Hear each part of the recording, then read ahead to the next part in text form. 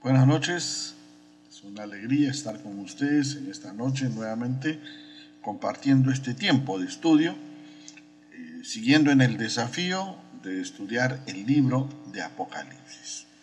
Esta es la tercera clase y estamos avanzando progresivamente en lo que hemos ido estudiando y vamos a ir entretejiendo y entrelazando lo que Dios quiere enseñarnos en este tiempo.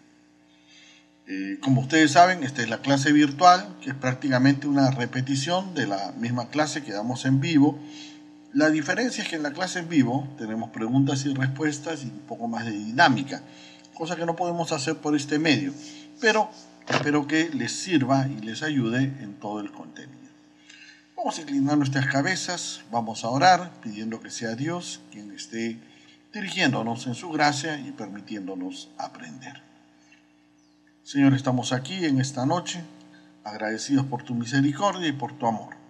Agradecidos porque tu Espíritu es quien nos abre el corazón, la mente y el entendimiento para aprender lo que tú tienes para enseñarnos.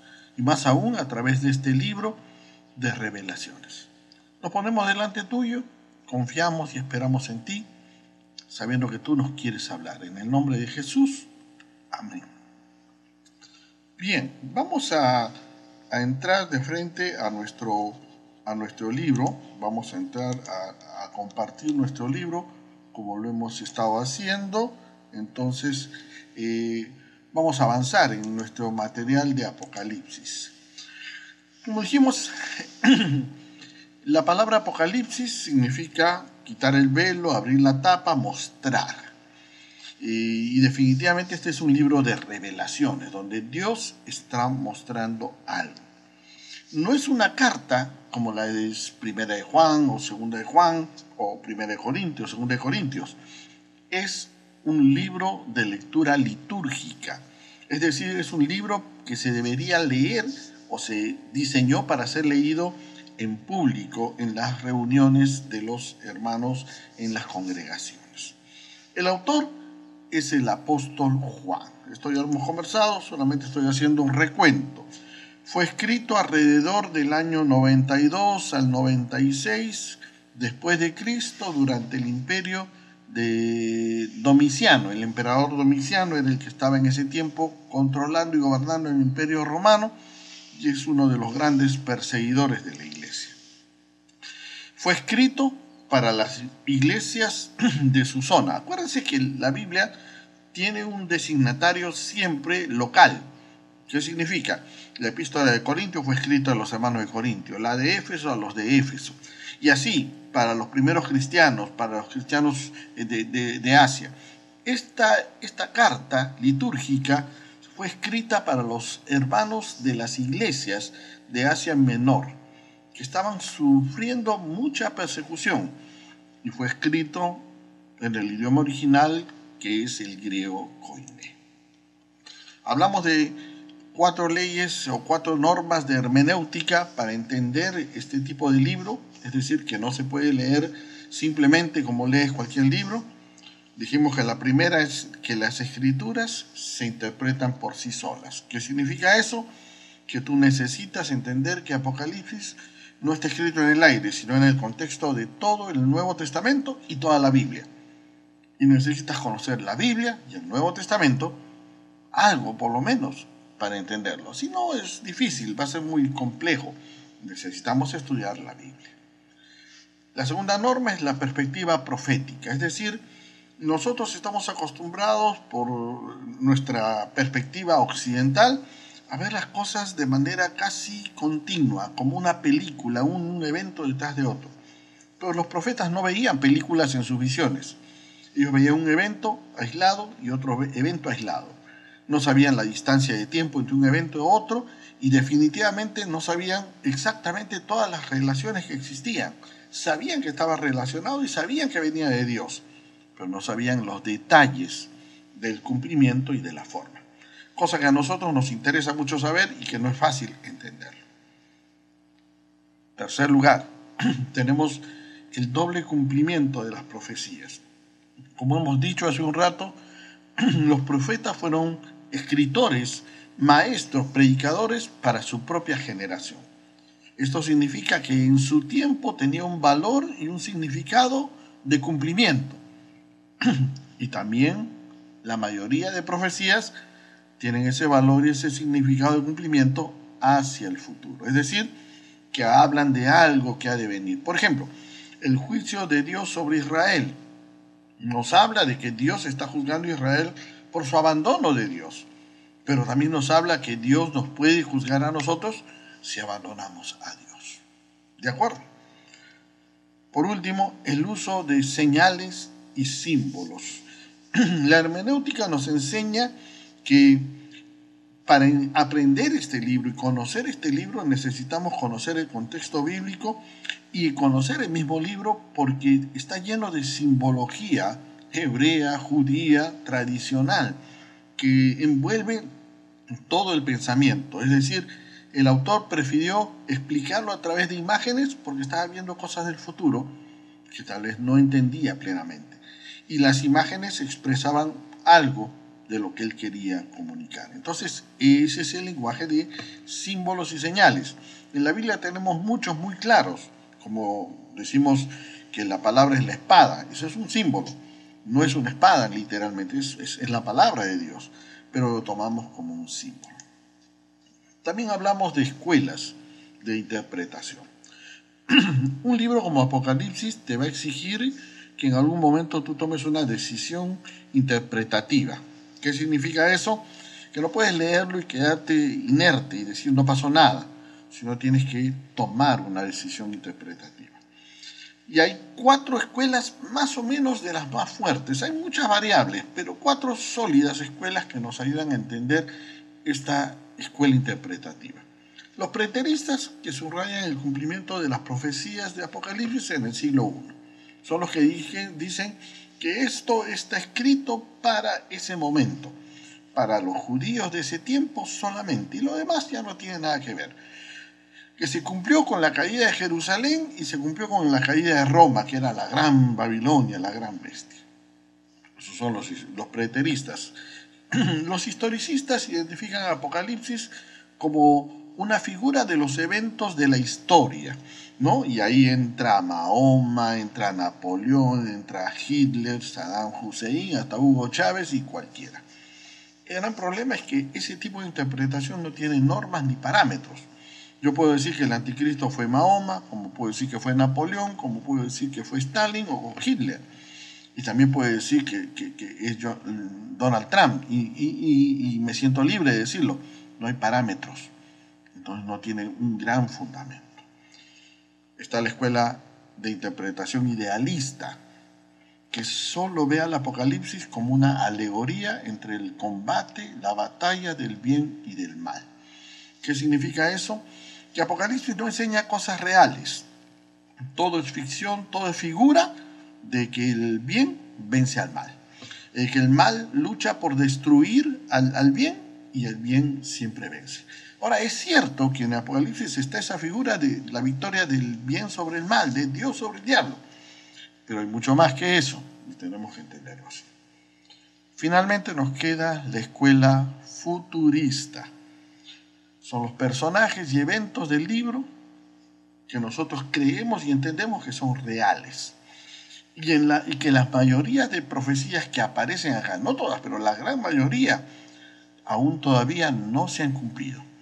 Y que tienen un anuncio de un cumplimiento futuro. Por eso hablamos de futurista, que mira al futuro. Nosotros, en la Alianza Cristiana y Misionera de Miraflores y del Perú, creemos que el Apocalipsis es un libro futurista. Nos habla en su gran mayoría de cosas que han de venir en el futuro. La interpretación futurista, entonces, es premilenial. ¿Qué significa eso? Que enseña que Cristo retornará para establecer un reino milenial acá en la tierra. Pues hablamos de una segunda venida y que esa segunda venida de Cristo es en gloria y Él viene para establecer un reino de 1000 años acá en la tierra, donde Él va a ser el rey. Acá tienen un cuadro, se los hemos pasado, lo tienen, lo pueden mirar, donde está la cruz en un inicio, luego la etapa de la iglesia, luego viene el rapto, luego viene lo que se conoce como la gran tribulación o la tribulación, e inmediatamente la segunda venida de Cristo, que va a dar inicio al milenio y luego al juicio final y a la eternidad. Nunca nos olvidemos que la perspectiva del cristiano no es el milenio, es la eternidad. La eternidad, vivir con Cristo eternamente. Bien, teniendo bien claro ya esto, revisemos lo que hemos estado estudiando. Hemos visto el bosquejo de Apocalipsis, que lo sacamos del versículo 19 del capítulo 1, y ya hemos estudiado el prólogo, y ya hemos estudiado la semana pasada la visión de Jesucristo en gloria. Juan recibe esta revelación y tiene una visión de Cristo en gloria a tal punto que él cae postrado en tierra. Eso es lo que ya hemos visto la semana pasada. Entonces ahora nos toca entrar a las cosas que se mencionan en Apocalipsis capítulo 2 y capítulo 3. ¿Y qué cosas son estas cosas que son? Estas cosas que son están haciendo referencia directa y claramente al mensaje de las 7 iglesias del Apocalipsis. Entonces se van a dar cuenta que esto es un tema amplio que vamos a tratar de trabajarlo de una manera estructurada y organizada para que nos permita aprender algunas cosas. ¿Qué cosas son las cosas que son? Dijimos los mensajes a las 7 iglesias. Aquí está el cuadro, el diseño. Hemos dicho que las 7 iglesias del Apocalipsis no eran iglesias figurativas, es decir, no eran iglesias que representan algo, eran iglesias que existían en ese momento, que eran reales, que eran visibles, eran fáciles de reconocer. Algunos autores dicen que posiblemente eran iglesias con cierto crecimiento y notoriedad dentro del ámbito de la fe cristiana. O sea, no eran iglesitas simples, sino más o menos iglesias estables que eran un referente de su zona, especialmente en la zona de Asia, donde ahora se había enfocado el cristianismo. Acuérdate que estamos hablando del año 90 y tantos después de Cristo. Jerusalén había sido destruido, el templo había sido aniquilado, los judíos habían sido dispersos. Y ahora quienes se encargaban de perseguir a los cristianos eran los romanos, que los veían como una gran amenaza, que veían a los cristianos como una amenaza contra su imperio, contra su estabilidad y su crecimiento. ¿Por qué? Porque no adoraban al César, porque no eran como las demás personas que tenían ídolos, sino tenían un Dios invisible. Las cartas a las 7 iglesias están en el capítulo 2 y capítulo 3. Y estas 7 cartas tienen un significado tripartito. Vamos a mirarlo por 3 partes. Primero, representan las diferentes características de las distintas congregaciones de todos los tiempos y de todos los momentos. O sea, en otras palabras, aquí están englobados todas las iglesias, de todos los tiempos, de ese momento y de este momento posible. También es posible aplicarlo a las iglesias de todos los siglos y todos los lugares, porque justamente es eso, una exhortación, una llamada de atención a las iglesias de todos los siglos y de todos los lugares. Y finalmente también expresan una aplicación a los creyentes del día de hoy. ¿Qué significa eso? A los cristianos del día de hoy. Es decir, que cada iglesia podría, como algunos han dicho, representar a cada creyente. Acuérdate que ahora las iglesias no son los templos, somos nosotros los cristianos. Al mismo tiempo, estas cartas fueron escritas a 7 iglesias que eran conocidas, como hemos dicho, específicas, ubicables, determinadas en su tiempo y su espacio. En estas 7 cartas encontramos los 3 ministerios fundamentales que cumple Jesucristo frente a su iglesia. El ministerio de intercesión, Él está siempre frente a su iglesia, intercediendo delante de Dios, está también presentando a su iglesia delante de Dios. está el ministerio de inspección, es decir, él está mirando a su iglesia. Hermano, el invitado más importante en nuestras congregaciones es Cristo. Los templos pueden estar cerrados, pero Cristo está presente y nosotros estamos unidos por un mismo espíritu. Y justamente estos canales virtuales son los que nos están ayudando a unirnos en un mismo sentido. Y está también el aspecto interventivo. Cristo actúa, activo, vivo, interviniendo en su iglesia. En algunos casos llamando la atención, en algunos casos animando, bendiciendo, en algunos casos inspirando, motivando, respaldando, sosteniendo y principalmente exhortando y animando a seguir adelante. Son los tres ministerios que cumple Cristo con su iglesia.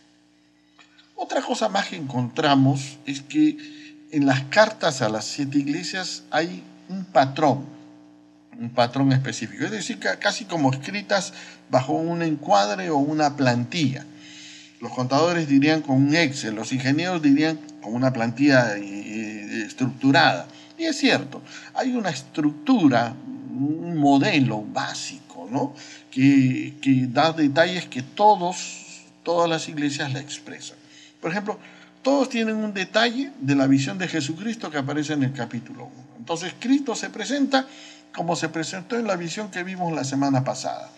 De una de esas maneras, ahí se presenta Cristo, en cada una de las iglesias.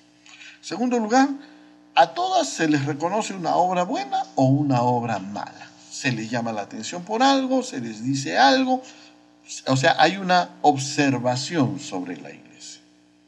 En tercer lugar, también hay un veredicto de parte de Jesús en cuanto a esa condición. Ahora, acá detengámonos un poquito, porque nosotros somos muy ligeros en juzgar a las iglesias. Ay, mi iglesia es fría. Ay, mi iglesia es muy dinámica. Ay, mi iglesia... Claro, nosotros podemos dar nuestra opinión, pero el Señor de la iglesia es el que decide y el que da un veredicto. Entonces su opinión es más importante que cualquiera de las nuestras, definitivamente. En cuarto lugar, hay una exhortación, una llamada de atención. Acuérdate que la exhortación no es un grito, sino es un ánimo, una llamada de atención a cambiar. Hay una exhortación, un mandato, arrepiéntete. Hay un llamado a hacer un cambio, abandona eso. Hay una forma de cambiar. Y finalmente hay una promesa o una recompensa para los que obedecen y escuchan el mensaje que se le da a su iglesia. Entonces hay un patrón, hay una norma, por lo menos 5 elementos que se encuentran siempre en cada uno de estos mensajes. Finalmente termina con una advertencia de escuchar lo que el Espíritu dice a las iglesias. Y eso es una muy clara llamada de atención para estar escuchando lo que Dios quiere decirnos. Hermano, vuelvo al inicio, vuelvo a lo que dijimos en la primera y la clase anterior. Apocalipsis es revelación. Dios está hablando, Dios está mostrando, Dios nos está diciendo algo. Y aquí no hay que las bestias y los últimos tiempos y las señales y los prodigios. Aquí estás tú y yo evaluando nuestras vidas, cómo estamos, si escuchamos la voz de Dios o no escuchamos la voz de Dios. A la iglesia de Esmirna y a la iglesia de Filadelfia no se les reprocha nada malo, no se les encuentra nada malo. Mira, 2 de 7 iglesias se les encuentra sufriendo pero estables. A la iglesia de la Odisea no se le encuentra nada bueno, que ya está el otro lado de la moneda.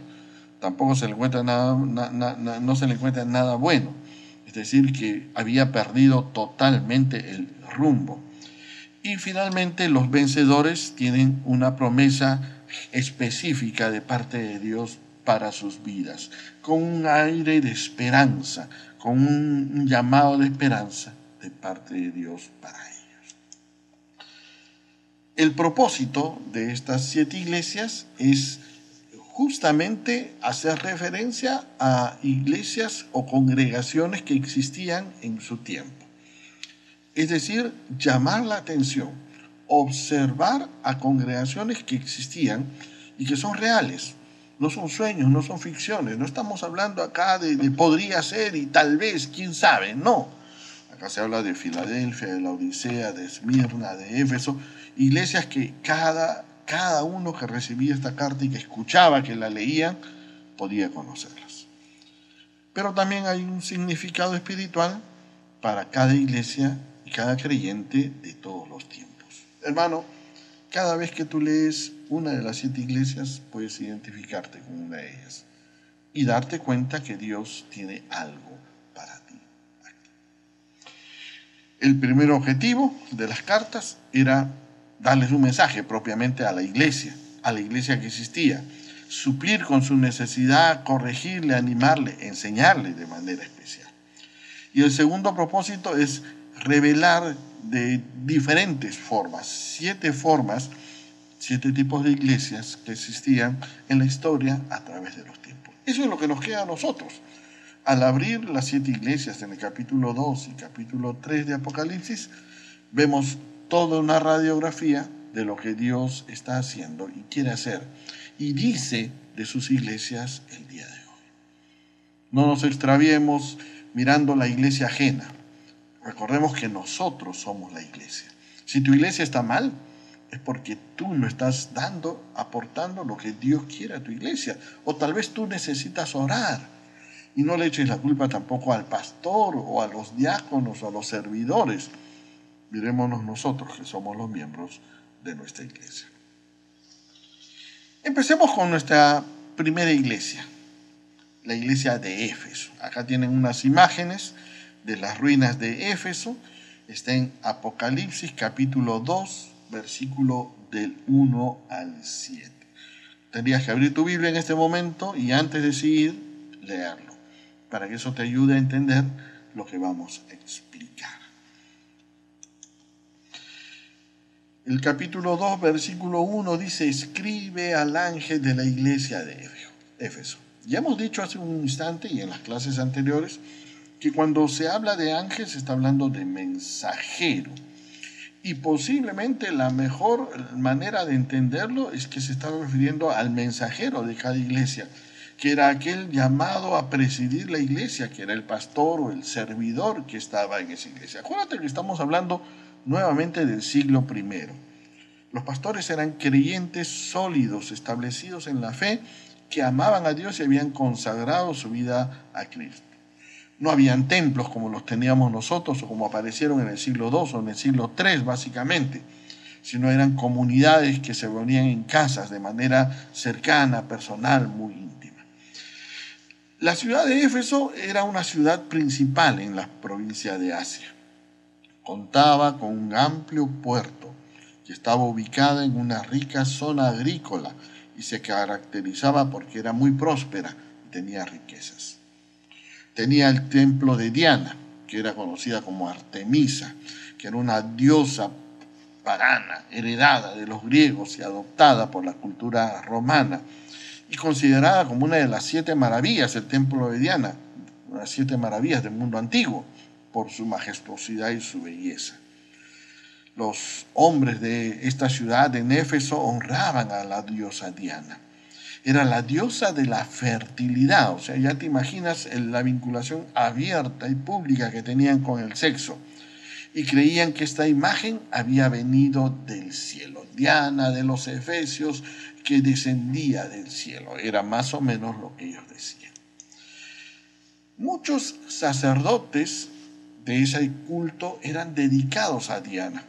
Y alrededor de 3.500 sacerdotisas eran dedicadas al servicio sexual de la diosa Diana. Como era una diosa de la fertilidad, estaba vinculada con el sexo.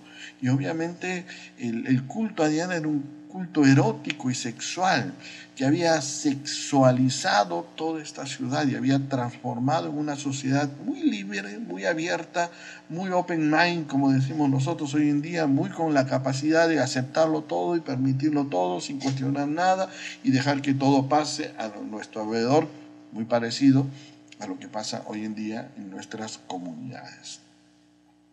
Por eso la ciudad estaba llena de inmoralidades y de disipaciones. Además, es como una mezcla muy sincretista de filosofía, religión y cultura.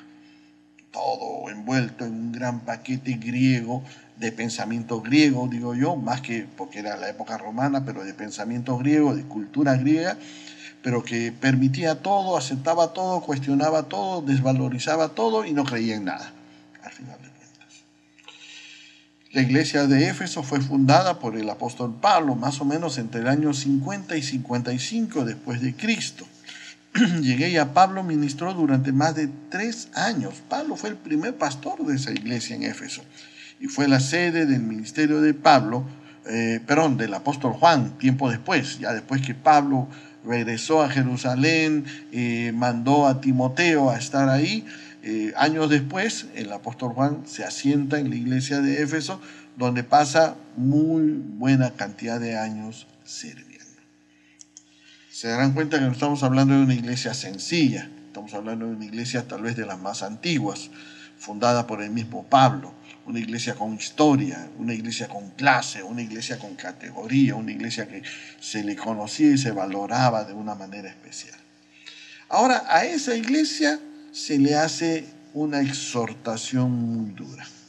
Era una iglesia muy activa, ya tenía grupos pequeños, tenía trabajo misionero, hacía ayuda social, iban a Santa Margarita, hacían todas esas cosas que todos sabemos hacer.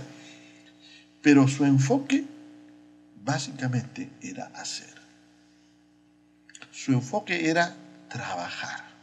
Era una iglesia que trabajaba mucho. Ahora eso es muy bueno, ¿eh? Dedicar nuestro tiempo, nuestro esfuerzo, nuestra labor, nuestra mente, nuestro dinero incluso y las horas que tenemos para servir a Dios y trabajar para Dios es bueno, a Dios le agrada. Pero el problema es que a veces el enfoque de trabajar para Jesús puede estar encima del enfoque de amar a Jesús y estar con Jesús. Puede eclipsar la relación de amor con Jesús. Y podemos ponernos a hacer mucho para Él, pero no estar cerca de Él. Y tal vez esto es lo que estaba pasando con la iglesia de Éfeso. Una iglesia con una sana doctrina, una iglesia con una congregación estable. Y acuérdate que la sana doctrina también te trae a veces un poco de recelo y suspicacia. Oh, no, esa canción no me gusta porque no tiene tanta palabra, decimos nosotros. No, esa prédica no me gusta porque tiene mucha broma y mucha ilustración. Nos trae una aparente ortodoxia, pero definitivamente nos hace intolerantes a la diversidad. Acuérdate que en Éfeso, como lo hemos descrito hace un instante, era una comunidad muy, muy compleja y muy abierta. Spurgeon nos dice que cuando el amor muere, la doctrina se vuelve ortodoxa y se se convierte, obviamente, la verdad, la ortodoxia, en una especie de formalismo, una especie de cuerpo muerto que no tiene vida. Y eso es lo que pasa cuando se vuelve solo doctrina, cuando solo es hacer, cuando solo es forma y no es contenido profundo de vida, fruto de una relación continua, permanente, cercana, íntima con Dios. Y aquí tenemos que pensar claramente en eso. ¿Sabes por qué? Porque definitivamente necesitamos revalorar nuestra actividad. No está mal hacer actividades, no es malo tener o tomar decisiones de servir a Dios, es muy bueno, pero debe ser consecuencia natural de una comunión cercana con Dios. Existe una diferencia definitiva en su relación con Jesús. Éfeso había perdido el calor de esa relación con Jesús. Le faltaba amor, intimidad. Ya las cosas no eran como fue al principio. Y este nuevo amor debe cambiarse por una profundidad que hace que este primer amor sea más fuerte. ¿Te acuerdas cuál es la demanda, cuál es el reclamo que Dios le hace? Le dice, has perdido tu primer amor. Se lo dice literalmente, has perdido tu primer amor. La iglesia de Éfeso habían pasado 40 años, tal vez un poco más, 45 años, y ahora tenía muchos programas, tenía muchas actividades y había perdido su amor intenso con el que empezó en su relación con Cristo. Éfeso no fue obediente al llamado que Dios le da, porque acuérdate que acá en cada exhortación hay un llamado, una llamada de atención. Éfeso se le dice: el que tenga oídos oiga lo que el Espíritu dice a las iglesias. Al que salga vencedor le daré derecho de comer el árbol del libro de la vida que está en el paraíso. Ahora, obviamente es una frase alentadora, es un llamado de atención alentador. Se le está diciendo: mira, ¿sabes qué? Has caído de tu primer amor y lo primero que tienes que hacer es arrepentirte. Ahora, acá hay un detalle más importante, que acá el llamado de arrepentimiento que hace Dios no lo hace a los de la calle en Éfeso. Y eso que Éfeso es una ciudad complicada, ya lo hemos dicho, con un libertinaje sexual, filosófico, cultural y religioso. Dios le está llamando a arrepentirse a la iglesia. Y tal vez esto va a ser uno de los patrones que vamos a encontrar en este estudio de las 7 iglesias. Que Dios llama a arrepentirse primeramente a los cristianos. Porque habiendo tomado el camino de Dios, en medio de nuestro andar, perdemos la ruta y cambiamos la senda. Como Éfeso no fue tan obediente a este llamado, hoy se ha convertido en un desierto cubierto de ruinas, con una extensión de 6 kilómetros de diámetro. La iglesia desapareció, la ciudad desapareció, y solo nos quedó la herencia del recuerdo de lo que Pablo había hecho, y ahora Juan está diciendo de parte de Dios para su iglesia en este tiempo. Vamos a la segunda iglesia. Está la iglesia de Esmirna. La iglesia de Esmirna. Acá tenemos las ruinas de Esmirna. Si ustedes ven, ahí están las imágenes que nos ayudan a escribir o a describir o a entender lo que significa que fue una iglesia real. Vamos a ver nuestras Biblias, versículo 8, 9, 10 y 11. Sencillo, corto y sumamente práctico, pero directo. La iglesia de Esmirna escribe al ángel de la iglesia de Esmirna, versículo 8. Aparentemente la iglesia o la ciudad de Esmirna fue fundada por los griegos. La ciudad fue fundada por los griegos en el siglo XII antes de Cristo. Y su título, Esmirna, significaba ofrecimiento de víctimas, porque hacía énfasis, hacía relación a la mirra, que era un aroma, una hierba que se hacía como un aroma, que era una ofrenda que se le echaba a los muertos. Era descrita por algunos como la ciudad más hermosa del mundo. Era rica en arquitectura y en cultura. Tenía edificios hermosos y bellos, y sus amplias calles eran conocidas como La Dorada, porque era una ciudad buena, grande, bonita. Durante el tiempo del Imperio Romano alcanzó su apogeo. Acuérdate que estamos hablando en la zona de Asia. Alcanzó su apogeo hasta el punto de llegar a rivalizar con Éfeso y con Pérgamo, que eran grandes ciudades, por la preeminencia de su ubicación en la zona de Asia Menor. La mayoría de estas ciudades donde estaban estas iglesias estaban en la parte central de Asia. Por eso tenían cierto valor y cierta importancia. La palabra Esmirna proviene de la palabra que se usa para describir la especie que es la mirra, que se usaba para embalsamar a los muertos. Y su nombre entonces ya lo asociaba con el dolor, el sufrimiento y con la muerte. En los tiempos del Nuevo Testamento tenía una población cerca a los 200.000 habitantes. O sea, no estamos hablando de una ciudad pequeña, no estamos hablando de una ciudad muy pequeña. Es probable que la comunidad cristiana que surgió en Esmirna se debiera a la actividad evangelística y misionera que hacía la ciudad de Éfeso. Como toda iglesia, Éfeso, ustedes ya han escuchado, era una iglesia activa, una iglesia fuerte, una iglesia dinámica, y posiblemente desarrolló su trabajo misionero y llegó a esta ciudad de Esmirna y estableció una iglesia. En el año 160 después de Cristo, el obispo Policarpo, un hombre de fe, y 1500 cristianos fueron sacrificados en esta ciudad.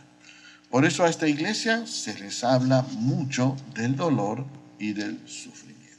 Mira el versículo 9 del capítulo 2. Versículo 9 del capítulo 2. Conozco tus sufrimientos, dice muy claramente, y tu pobreza. Estaba en medio de la aflicción. Y en medio de la aflicción es más fácil pensar que Dios se ha olvidado de nosotros. Pero Dios le dice, no, yo conozco lo que estás pasando. Yo conozco lo que pasa, lo que sufres. Jesús conocía el abuso que estos cristianos soportaban de manos de los religiosos de su tiempo, algunos llamados judíos, pero que no lo eran, y que históricamente nos habla de una persecución. Acuérdense que estamos hablando del año 90 después de Cristo. Ya Jerusalén había sido destruida, los judíos habían sido dispersos y se habían quedado por toda Asia y por Roma. Y los judíos fueron los primeros en perseguir a los cristianos, porque para ellos era una deformación del judaísmo. Creer que Jesús era el Mesías era una desfiguración de su creencia en Abraham.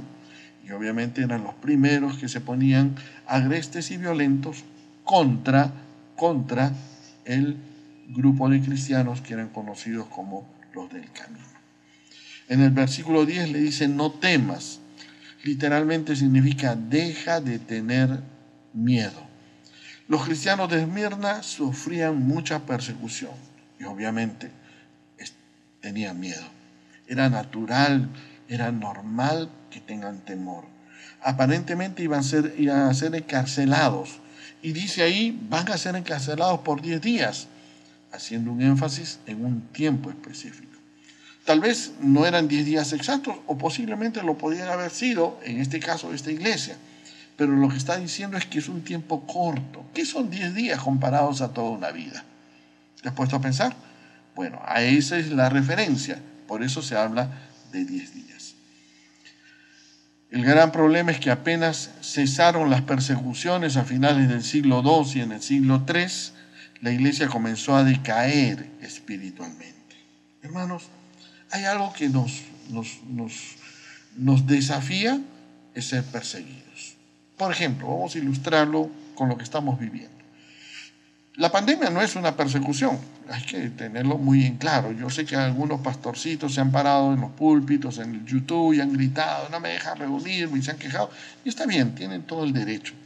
Pero la pandemia no es una persecución, no es algo que le pasa solo a los cristianos. Por eso digo que no es una persecución, le pasa a todos. Cristianos, no cristianos, a los ateos, le pasa a los pobres, a los ricos, a los altos, a los bajos, a los guapos, a los hermosos y a los feos también. Nos pasa a todos. ¿Sabes qué pasa?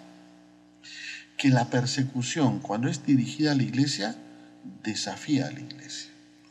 Esta pandemia lo que nos está sacando es darnos cuenta de que de repente habíamos confiado mucho en lo que Dios nos había regalado. Era un templo, una estabilidad, una comodidad. Ahora estamos en nuestras casas, con nuestra computadora, con nuestro celular, con nuestra Biblia y enseñando el Evangelio. Y esto también es iglesia. Y esto nos ha animado. Hay muchos que se han desanimado y posiblemente esos que se han desanimado nunca habían puesto su confianza en Dios o están llamados a quitar el temor, como dice acá, a la iglesia de Esmirna. Pero otros están llamados a animarse justamente eso. Cuando decayó la persecución a esta iglesia de Esmirna, decayó la iglesia. Mira qué interesante. Porque el sufrimiento desarrolla dependencia de Dios. Y aquí hay otro detalle que a veces no nos gusta entender, pero que la Biblia lo dice muy fuerte y claramente desde el Antiguo Testamento hasta el Nuevo. El dolor es un altavoz de Dios para nuestras vidas. El sufrimiento es la manera más clara como Dios nos dice, mírame, búscame. El sufrimiento es la manera como nos rompe nuestra comodidad Dios y nos dice, mira, cambia, deja. Y obviamente el sufrimiento que tenía Esmirna le hacía ser una iglesia fiel. De repente, hermano, tú y yo necesitamos sufrir. Tú me dirás, no, pero yo estoy sufriendo mucho. Entonces, estarás fiel a Dios, me imagino. Estarás buscando cerca a Dios, porque justamente esa fidelidad es la que te acerca a Dios. Cuando decayó la persecución en Esmirna, la iglesia decayó. Y la iglesia fue desapareciendo poco a poco de la imagen de todos los demás. Triste realidad, cruda realidad para alguien que no aprendió a depender de Dios. Vamos a nuestra tercera y última iglesia de esta noche. Estamos hablando de Pérgamo, capítulo 2, versículo 12 al 17. Ahí tenemos algunas imágenes que nos van a ayudar a ubicar a Pérgamo como un hecho real, no como algo ficticio, no como algo fantasioso, ¿no? Hemos dicho, estas 7 iglesias existían, estaban muy claramente establecidas dentro del universo de Asia Menor. Bien, escribe al ángel de la iglesia de Pérgamo. Escribe al ángel de la iglesia de Pérgamo. Esto dice el que tiene la aguda espada de 2 filos. Dios está hablando a través de su palabra y se está presentando delante de ellos de una manera clara.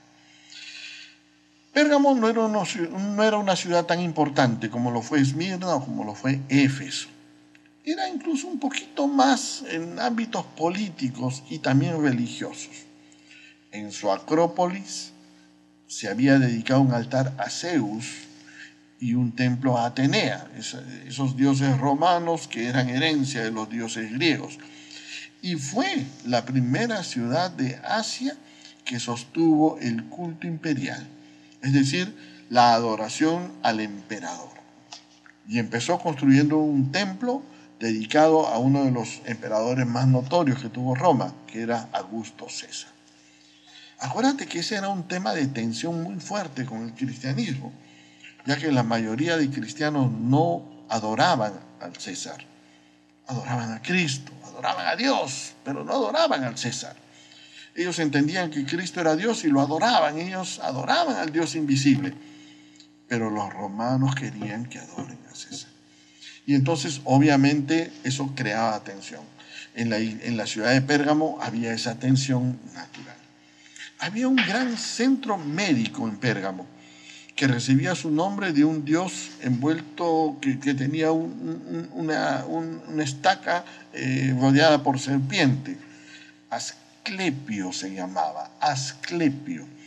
Y la ciudad era conocida como una escuela de sacerdotes en medicina. Es donde prácticamente empezó a desarrollarse lo que se va a conocer en el mundo moderno como la medicina. La ciudad de Pérgamo contaba con una gran biblioteca donde se almacenaban 200.000 ejemplares, volúmenes de rollos y códices que servían para desarrollar la cultura. Era un sitio muy, muy culto, muy inteligente, donde la gente venía a estudiar y a conocer las cosas necesarias. Ahora, la iglesia de Pérgamo era la iglesia comprometida. Así como Éfeso fue la iglesia que no tenía su primer amor y Esmirna era la iglesia sufriente, Pérgamo era la iglesia comprometida. Mira el versículo 13, mira, sé de dónde vives, ahí donde Satanás tiene su trono. Mira, y después le dice, retienes mi nombre y no has negado mi fe. O sea, Dios está reconociendo cosas muy bonitas en esta iglesia. Vivían en un lugar difícil, se les llama el trono de Satanás, una ciudad difícil. Y los cristianos de Pérgamo, a pesar de vivir en una sociedad difícil, mantenían su confianza y su fe en Cristo Jesús. No habían negado su fe. Obviamente habían sufrido por eso. Aparece un nombre como Antipas, que era uno de los grandes héroes anónimos de la Biblia. No se menciona nunca más, la historia no nos habla de él, pero su nombre podría ser una figura que significa testigo fiel. Era alguien que había dispuesto incluso a dar su vida como un testigo fiel para Cristo. Pero a pesar de esa fidelidad que reconoce en medio de una ciudad infernal y difícil, hay algunos reclamos. Tengo unas cuantas cosas en tu contra, dice el versículo 14. Y presenta a Balaam, lo dice bien claramente, dice ahí, toleras a los que se aferran a la doctrina de Balaam. La doctrina de Balaam hace referencia a un prototipo de maestros corruptos de esa época. Y es una referencia figurativa. ¿Por qué? Porque Balaam y Balac se mencionan en Números capítulo 22, Números capítulo 23 y 24, incluso en el capítulo 31. Era un profeta falso que vendía sus profecías económicamente. Balaam combinaba en sí mismo, este profeta por pago, combinaba pecados de inmoralidad, idolatría y conveniencia. Era un hombre que tú le pagabas y te daba una profecía. Y venía el rey de Moab y le decía, te pago para que profetices en contra de Israel. Y Dios no le dejaba. Y también se habla de los nicolaitas. El título nicolaitas tiene que ver o da impresión de una autoridad orgullosa que surge dentro de las estructuras de la iglesia. Acuérdate que estamos de nuevo ubicándonos en el tiempo y en el espacio, ubicándonos en el siglo I. Estamos a finales del siglo I. Todavía no se ha creado la jerarquía grande en la iglesia tradicional que va a surgir el siglo IV, siglo III, a finales del siglo III. Se les llama obispos, o se les llama pastores, o se les llama supervisores, pero no hay una estructura jerárquica, no hay una iglesia central. Pero ya había ese deseo de establecer una jerarquía religiosa. Y los nicolaitas eran eso, era ese sentido de crear una estructura religiosa. El nombre Nicao, Laos, literalmente significa conquistar al pueblo.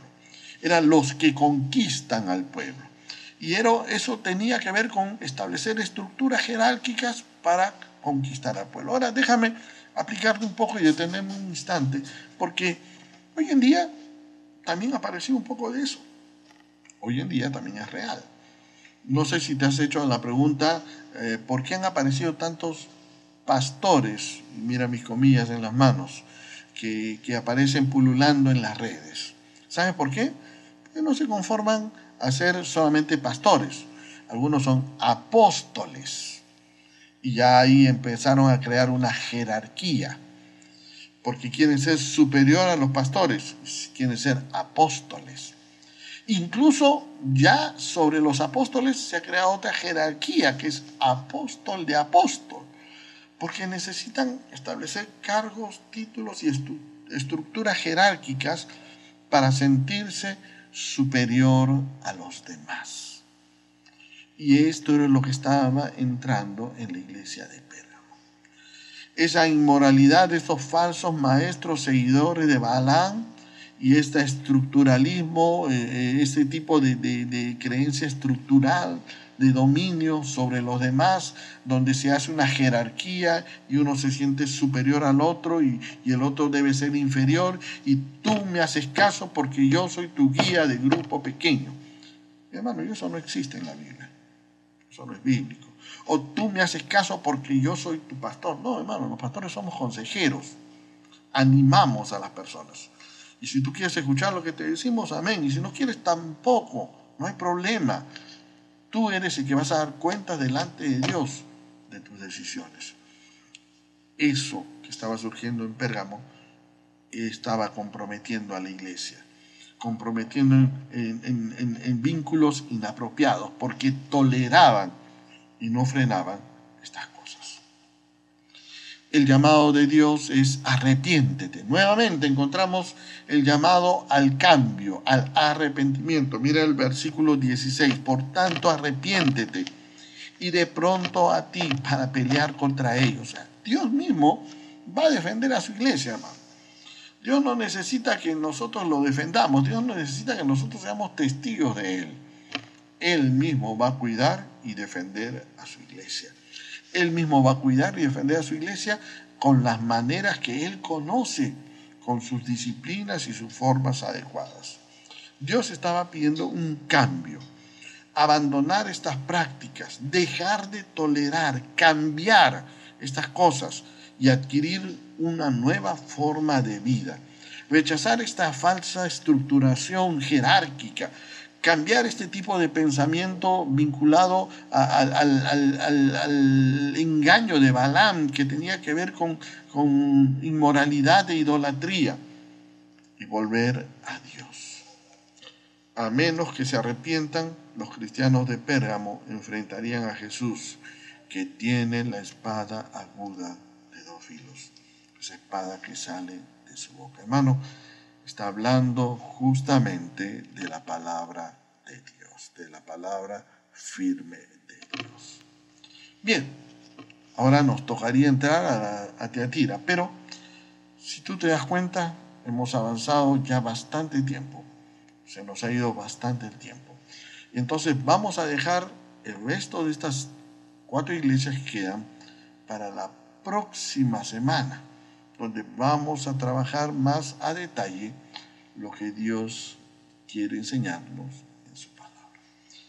De repente, lo último que nos toca quedar es, ¿por qué no meditas en las exhortaciones y en el ánimo que nos dan estas 3 iglesias del capítulo 2? ¿Por qué no lo tratas de aplicar a tu realidad, a tu vida? Nosotros como iglesia lo miramos también en relación a nuestra vida de iglesia, porque somos parte de la iglesia. Nosotros somos la iglesia. Y le pedimos a Dios que nos permita aprender lo que Él quiere para obedecerle y aplicarlo en nuestra vida. Oramos un instante y le damos gracias a Dios, ¿sí? Vamos a orar. Gracias, Dios. De verdad, gracias por tu amor y tu misericordia.